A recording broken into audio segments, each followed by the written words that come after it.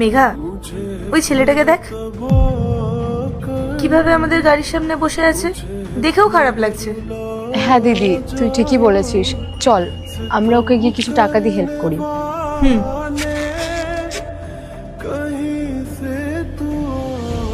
চল।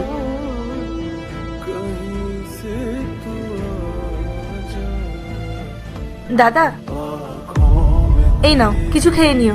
আমার টাকা লাগবে না ম্যাডাম। টাকা লাগবে না? তাহলে এভাবে বসে আছো কেন এখানে?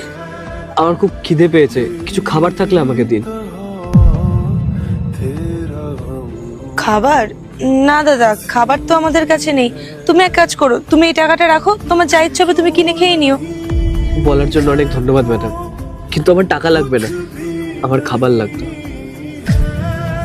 ও হ্যাঁ মেঘা, এক কাজ কর না, আমরা তো রেস্টুরেন্টে খেলাম, গাড়িতে তো আমাদের টিফিনটা রয়েছে যেটা বাড়ি থেকে পাঠিয়েছিল, ওটা নিয়ে আয় না।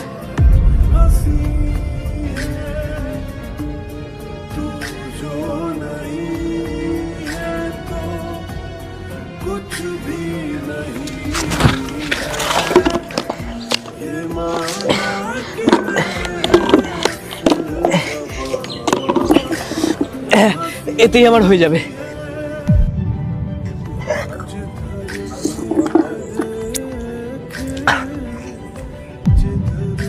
দাদা আস্তে খাও, তোমার তো গলায় আটকে যাবে।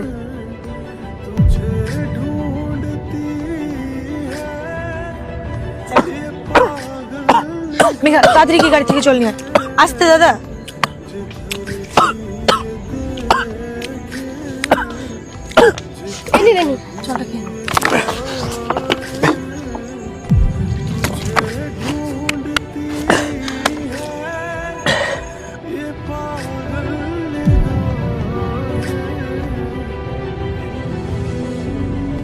দাদা কোনো তাড়াহুড়ো নেই, তুমি আস্তে ধীরে খাও।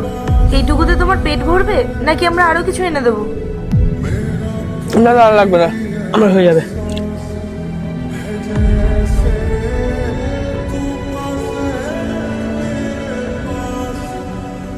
দাদা তুমি থাকো কোথায়, আর তুমি এই শহরে কার কাছে এসেছো? তোমার বাড়ির লোকজন কোথায় থাকে? না না ম্যাডাম, আমি কারোর কাছে আসিনি, আমি এখানে একাই আছি, আমার কেউ নেই। কেউ নেই মানে? মানে আমার বাবা মা পরিবার কেউ নেই, আমি গ্রাম থেকে একাই এখানে এসেছি।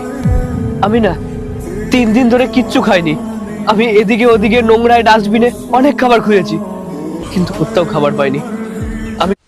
পার্ট 2 দেখতে সাবস্ক্রাইব করো ভেলকু 78M।